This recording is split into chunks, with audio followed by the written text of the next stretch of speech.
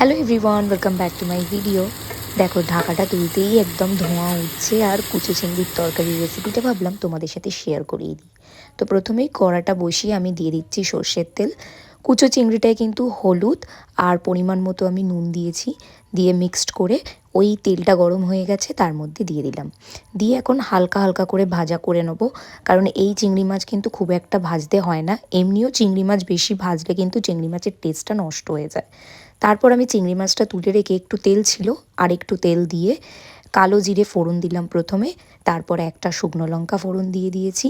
আর একটা থালায় দেখো আমি পেঁয়াজ কলি, শিম, ধনেপাতা, পেঁয়াজ, রসুন, কড়াইশুঁটি সব কিছু রেখেছিলাম। তো প্রথমেই কিন্তু আমি রসুন আর পেঁয়াজটা ফোড়ন দিয়ে দেবো, বাকি সবজিগুলো এখন রেখে দিচ্ছি। এখন কিন্তু আমি যে ফোড়নটা দিয়েছিলাম পেঁয়াজ রসুনের, সেটা একটু হালকা করে নেড়ে নিচ্ছি। তারপর পেঁয়াজ কলি, শিম, যে সবজিগুলো আমি তোমাদের প্রথমেই দেখালাম সেগুলো একে একে সব দিয়ে দিচ্ছি। কড়াইশুঁটিও ছিল, সেটাও আমি দিয়ে দিয়েছি। টমেটো থাকলে তোমরা দিতে পারো, আমার কাছে ছিল না তাই দিইনি।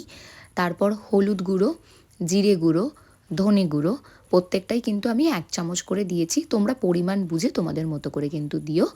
আর আমি একটু লাল লঙ্কার গুঁড়োটাও দিয়েছিলাম, স্বাদ মতো নুন দিয়েছি, আর চিনিটাও কিন্তু আমি অল্প পরিমাণে দিয়েছি, এটা টেস্টটাকে ব্যালেন্স করবে। তারপর ভালো করে আমি নেড়ে নিলাম। আর আমার কাছে তো টমেটো ছিল না তাই আমি একটু টমেটো সসের ইউজ করেছি। টমেটো দিলে কিন্তু আরও ভালো টেস্ট হবে, আর তোমরা সসও ইউজ করতে পারো। ভেজে রাখা চিংড়ি মাছটাও আমি এখন দিয়ে দিলাম, আর 1 কাপ মতো জল দিয়েছি, ওই 200 ml মতো জল দিয়ে ধনে পাতাটা লাস্টে দিয়ে দিলাম। ব্যাস, আমাদের রান্নাটা কিন্তু অলমোস্ট কমপ্লিট হয়েই গেছে, শুধু ঢাকাটা আমি এখন চাপিয়ে দিয়েছি।